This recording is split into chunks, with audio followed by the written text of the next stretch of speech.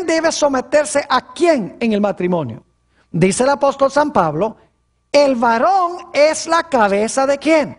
La cabeza de la mujer.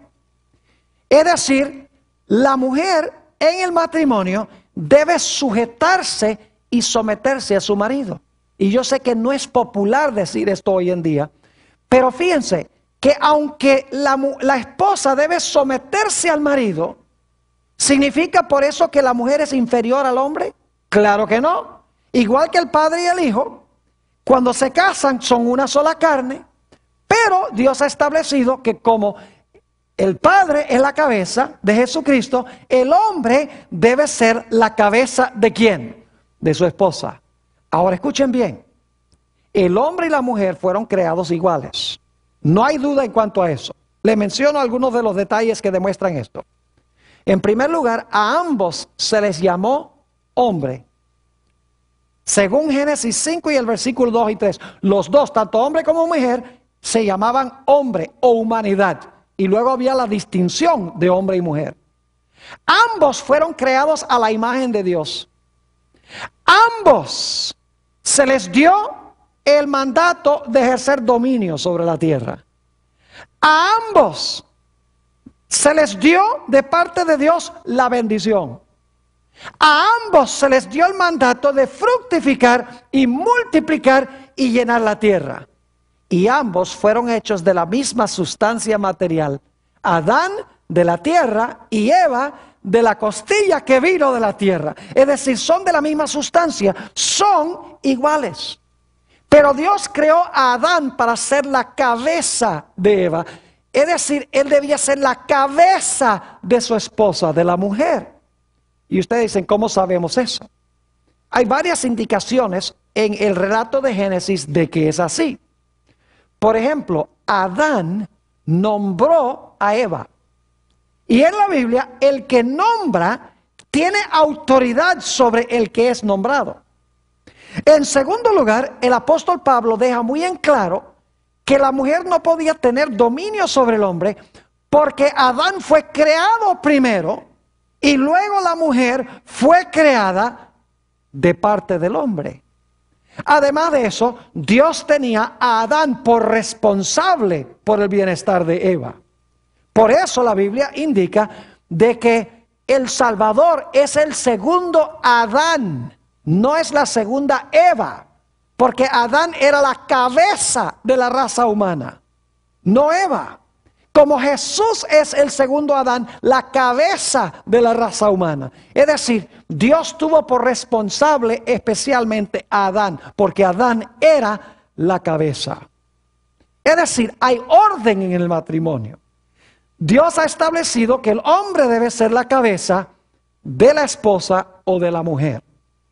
Ahora, ¿qué significa esto? Que el hombre puede maltratar y pisotear a su mujer porque él es el que manda aquí, porque él es el que es la cabeza del matrimonio. En ningún sentido de la palabra.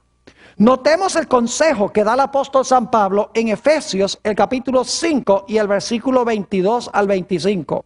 Efesios 5, 22 al 25. Fíjense lo que dice el apóstol San Pablo. Las casadas estén sujetas a sus maridos, como al Señor. Las casadas deben estar sujetas ¿a quién? A sus maridos, como al Señor. Porque el marido es ¿qué cosa? La cabeza de la mujer. Así como Cristo es la cabeza de la iglesia, la cual es su cuerpo y Él es su Salvador. Así que como la iglesia está sujeta a Cristo, así también las casadas lo estén a sus maridos en todo. Es decir, las esposas deben estar sujetas a sus maridos porque los maridos son la cabeza. Pero luego noten lo que dice el apóstol San Pablo. Dice, maridos, amad a vuestras mujeres, así como Cristo amó a la iglesia y se entregó a sí mismo por ella. No es difícil sujetarse cuando el esposo ama. Pero cuando el esposo maltrata y pisotea, es bien difícil para la esposa sujetarse al marido. Es decir, Dios ha dicho, esposas, sujétense a su marido como la cabeza, pero esposos, no pisoteen ni maltraten a sus esposas porque tienen esa posición de dominio. En otras palabras, como el Padre y el Hijo son uno, pero el Padre es la cabeza de Jesús y el Padre ama a Jesús. De la misma manera, el hombre y la mujer, cuando se casan, llega a ser una carne, es decir, son iguales, pero el hombre es la cabeza y debe amar a su esposa o debe amar a su mujer.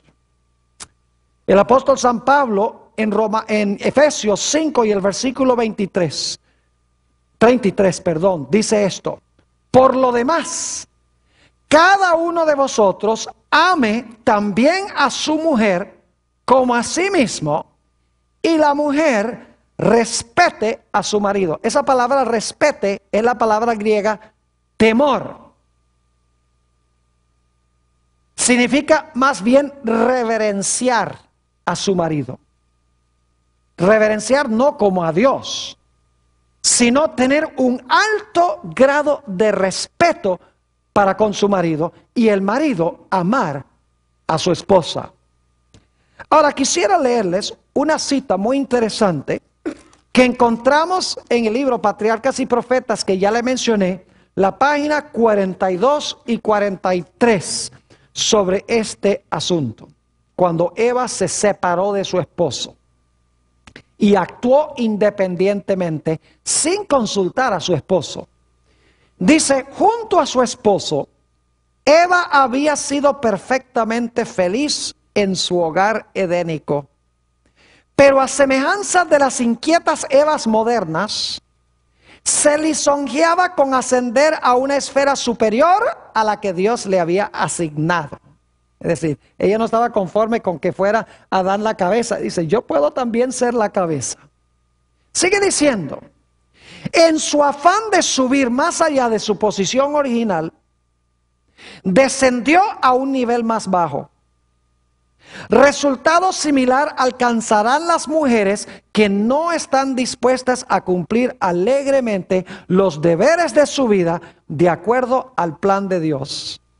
En su esfuerzo por alcanzar posiciones para las cuales Dios no las ha preparado, muchas están dejando vacío el lugar donde podrían ser una bendición.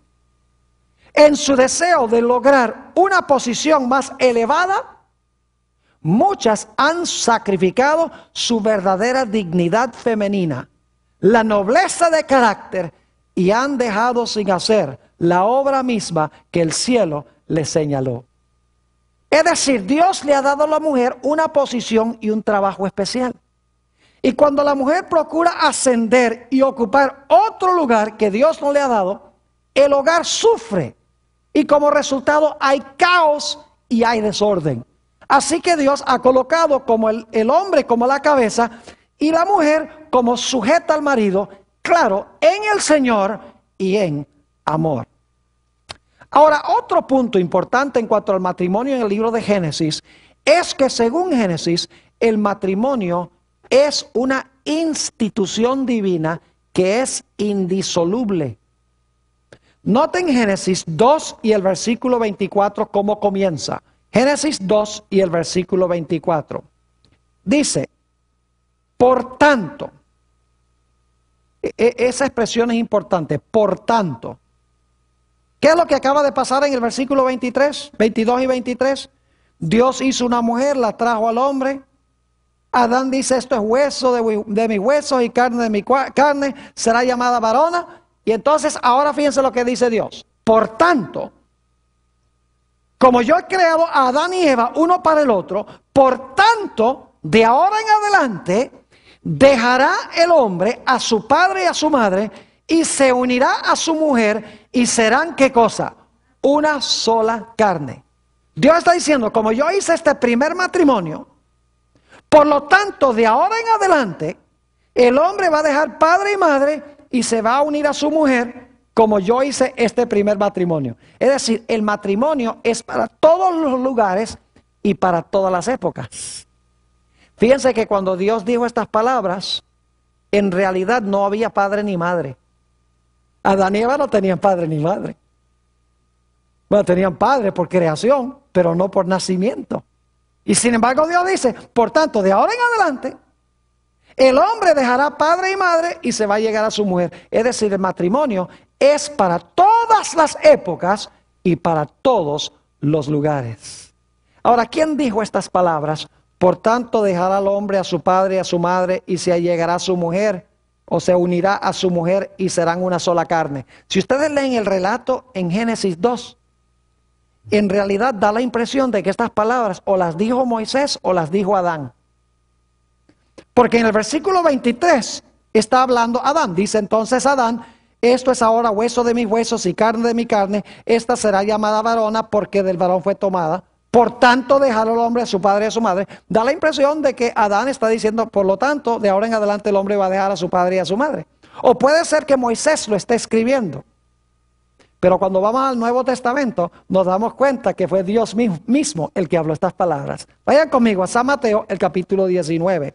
San Mateo, el capítulo 19, y vamos a leer aquí los versículos 4 al 6. San Mateo 19 y el versículo 4 al 6.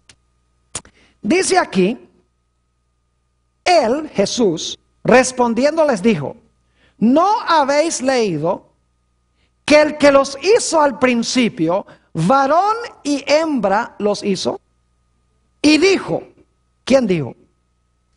El que los hizo al principio. Y dijo, por esto el hombre dejará a su padre y a su madre y se unirá a su mujer y los dos serán una sola carne. ¿Quién dijo las palabras? El que los hizo al principio. Y fíjense que dijo algo más. Dijo, así que no son ya más dos, sino una sola carne. Por tanto, lo que Dios juntó, ¿qué? Por tanto, lo que Dios juntó, no lo separe el hombre. Entonces, ¿quién fue el que habló esas palabras? Por tanto, dejará al hombre a su padre y a su madre y se allegará a su mujer. Fue Dios mismo. ¿Quién instituyó entonces el matrimonio? Fue Dios mismo. Y yo pregunto, ¿el matrimonio es indisoluble? Claro que sí. Porque dice Jesús en Mateo 19, lo que Dios juntó, ¿qué? No lo separe el hombre. Es decir, Dios en la Biblia no apoya el divorcio.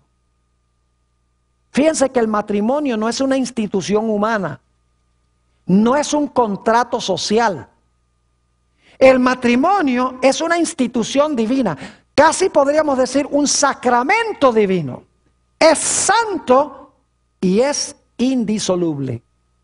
Es decir, el divorcio es contrario al plan de Dios. No fuese por adulterio, es la única razón válida que dio Jesús.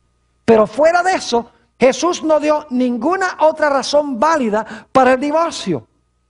Porque dijo, lo que Dios juntó, ¿qué? Lo que Dios juntó, no lo separe el hombre. Y los fariseos vinieron y le dijeron a Jesús, entonces, ¿por qué Moisés permitió dar carta de divorcio? Y Jesús dijo, fue por la dureza de los corazones de ustedes. No era mi plan, era la dureza de sus corazones que llevó a Moisés a permitir que se divorciaran. Pero luego Jesús dice, pero al principio no fue así. Es decir, Jesús siempre llevaba al principio para su plan. La dieta original, el sábado original. Y aquí el plan original para el matrimonio. En este clásico, Patriarcas y Profetas, página 27, encontramos estas hermosas palabras. Dios mismo celebró la primera boda. De manera que la institución del matrimonio tiene como su autor al creador del universo. El matrimonio tiene como su autor, ¿qué cosa? Al creador del universo. No es un contrato social, no es un juego, donde se entra y si no funciona, nos separamos, nos divorciamos, como las estrellas de Hollywood, nos casamos 5 veces, 7 veces, 10 veces. No, el matrimonio no es un juego, es un sacramento divino que Dios ha establecido, que es indisoluble. Ahora, lo interesante es que en la creación Dios hizo otra institución.